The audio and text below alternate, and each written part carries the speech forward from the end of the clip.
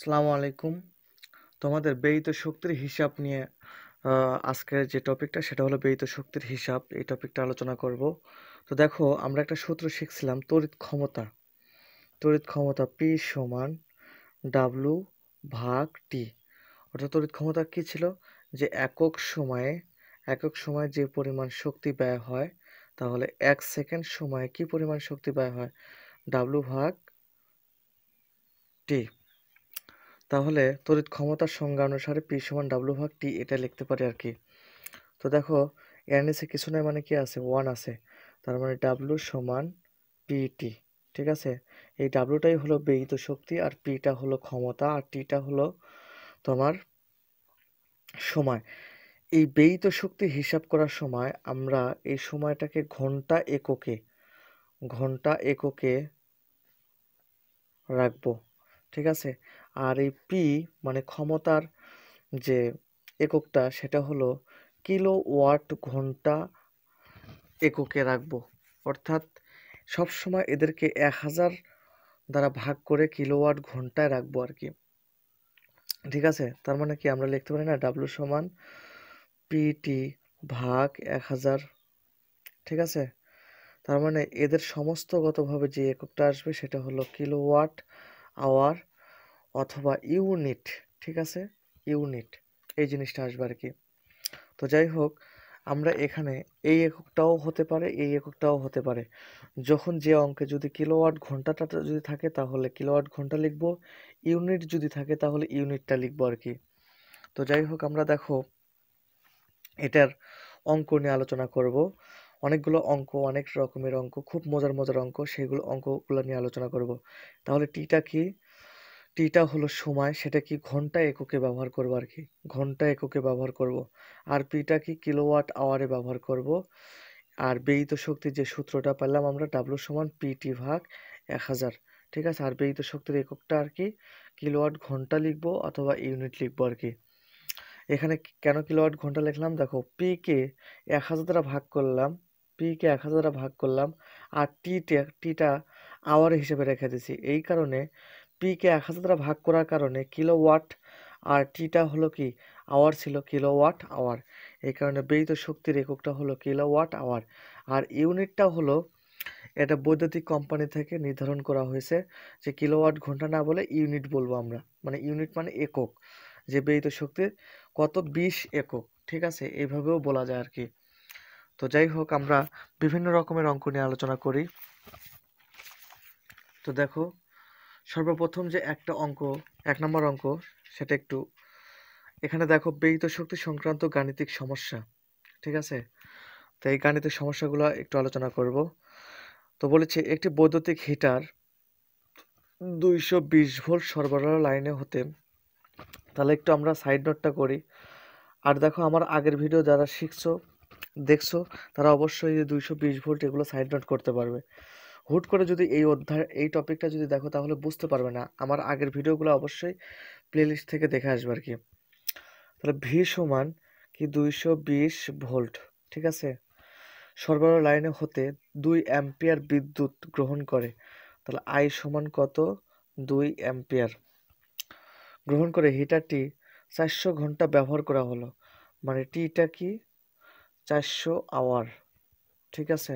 400 hour ব্যবহার করা হলে কত কিলোওয়াট আওয়ার শক্তি ব্যয় হবে?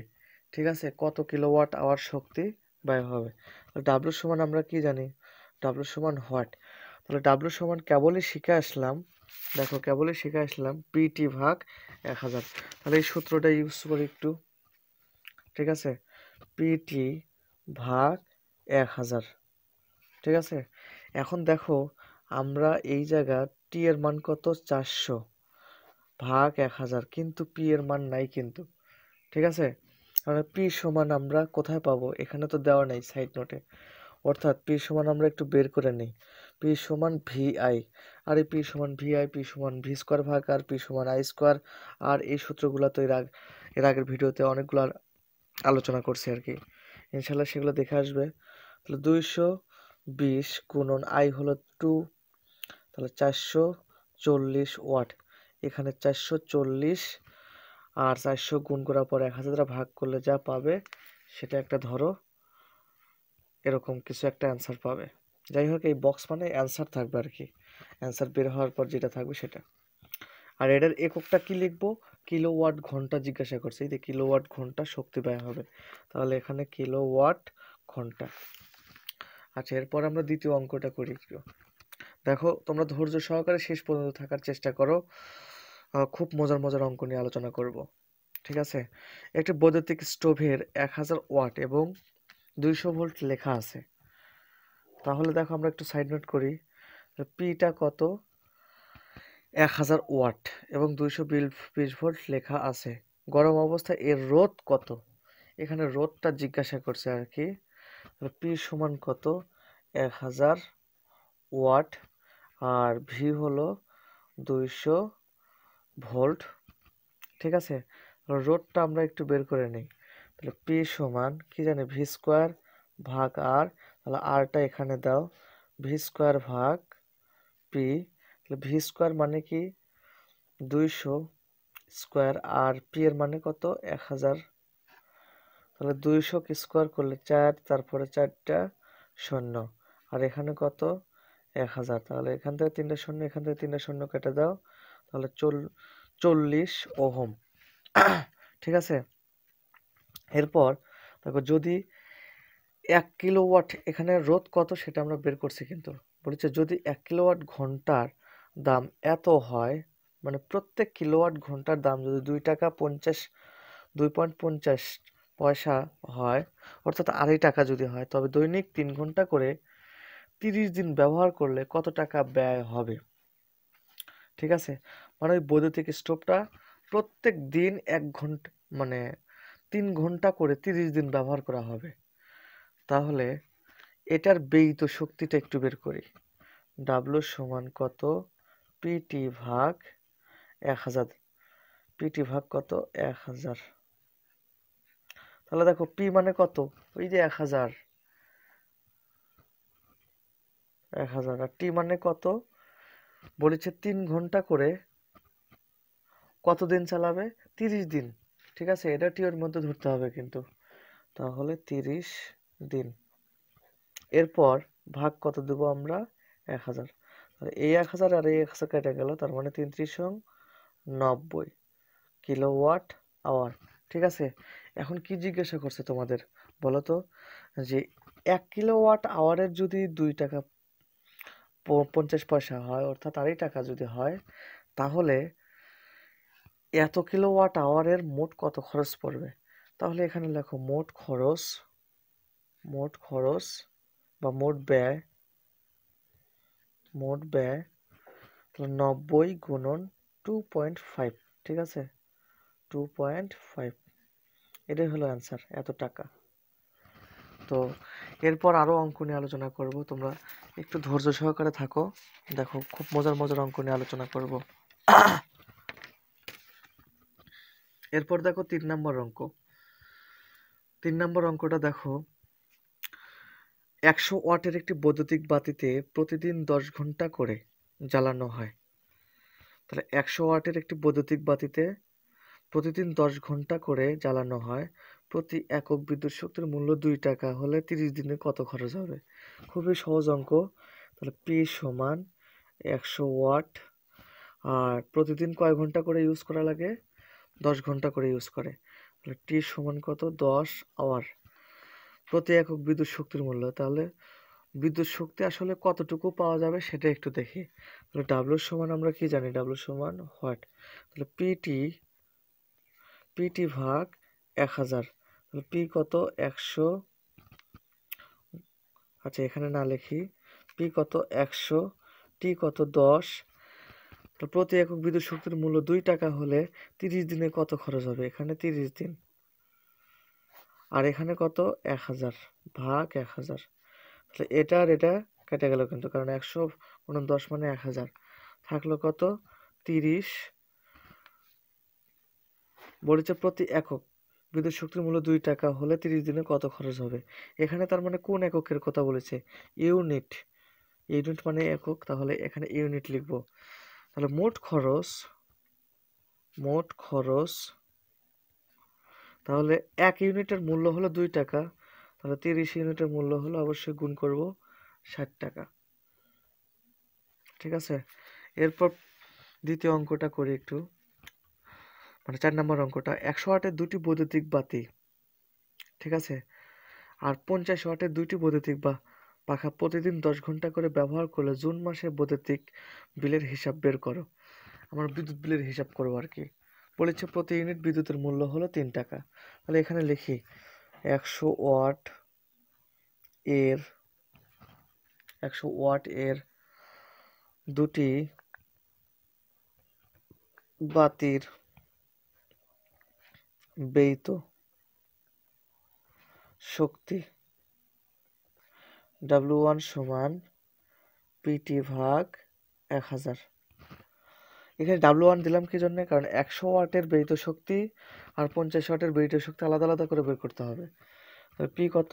100। এই 100 ওয়াটের কয়টা বাতি আছে? 2টা বাতি, সেজন্য 2 দ্বারা গুণ করব। আবারও বলেছি এখানে কত ওয়াটের বাতির ব্যয়িত শক্তি বের করেছি? 100 ওয়াটের দুটি বাতির ব্যয়িত শক্তি, তার মানে 100 ওয়াটের কয়টা বাতি আছে? 2টা বাতি, 2 দ্বারা গুণ করলাম। প্রতিদিন কয় ঘন্টা করে ব্যবহার করা হয়? মানে 10 ঘন্টা করে ব্যবহার করা হয়। কতদিন ব্যবহার করে? জুন মাসে। তো দেখো জানুয়ারি, এই যে এই নিয়মটা ফলো করব, জানুয়ারি এখন কতদিন চলে? মানে জুন মাসে, তাহলে জুন মাস হলো কি? এটা জানুয়ারি, ফেব্রুয়ারি, মার্চ, এপ্রিল, মে, জুন। তাহলে যেখানে এই যে দোপা অংশটা মানে গভীর অংশটা সেটা হলো 30 আর উপরের অংশটা হলো 31। কিছু বিকল্প আছে, সেটা তোমরা এমনি বুঝতে পারবে। ফেব্রুয়ারি আছে, তারপর আর একটা কোন একটা মাস আছে আর কি। তো যাই হোক, এটা হলো 30শে মার্চ। তাহলে 30 ভাগ কত? 1000। ঠিক আছে, তাহলে এটা আর এটা কেটে যায়। আমার 30 দুগুণা কত হয়? 60 ইউনিট হয়। 60 ইউনিট, কারণ দেখো এই যে এখানে ইউনিট এককটা দেওয়া আছে, যখন যে এককটা বলবে সেই এককটা ইউজ করবো আর কি। ঠিক আছে, 60 ইউনিট। তার মানে এরপর দেখো 50 ওয়াটের দুইটি বৈদ্যুতিক পাখার, 50 ওয়াট এর দুটি বৈদ্যুতিক পাখার ব্যয়িত শক্তি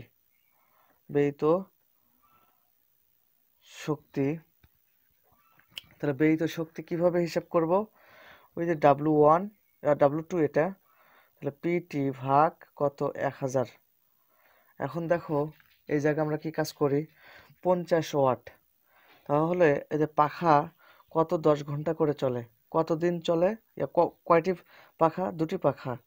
কতদিন চলে? ওই যে জুন মাস চলে, মানে কত? 1000। ঠিক আছে, তার মানে এটা আর এটা ক্যালকুলেশন যদি করি, এই শূন্য কেটে যায়, এই শূন্য কেটে যায়, এই শূন্য কেটে যায়, তাহলে 5 5 দুগুণা 10, 3 10 30 ইউনিট। ঠিক আছে, তার মানে মোট ব্যয়িত শক্তি হিসাব করবে এখানে। তাহলে মোট ব্যয়িত শক্তি W সমান W1 যোগ W2। তাহলে দেখো W1টা কত? 60 পাইছি, আর এটা পাইছি কত? 30, তার মানে 90। তাহলে মোট খরচ কত আসবে? কারণ এখানে বলছে প্রতি ইউনিটের মূল্য হলো 3 টাকা, প্রতি ইউনিটের মূল্য হলো 3 টাকা, কিন্তু মোট খরচ 90 গুণন 3, অর্থাৎ 3 নং 27, 270 টাকা খরচ হবে। তো যাই হোক, আমরা ব্যয়িত শক্তি সংক্রান্ত অনেকগুলো অঙ্ক নিয়ে আলোচনা করলাম। ধন্যবাদ, সবাই ভালো থাকো, আল্লাহ হাফেজ।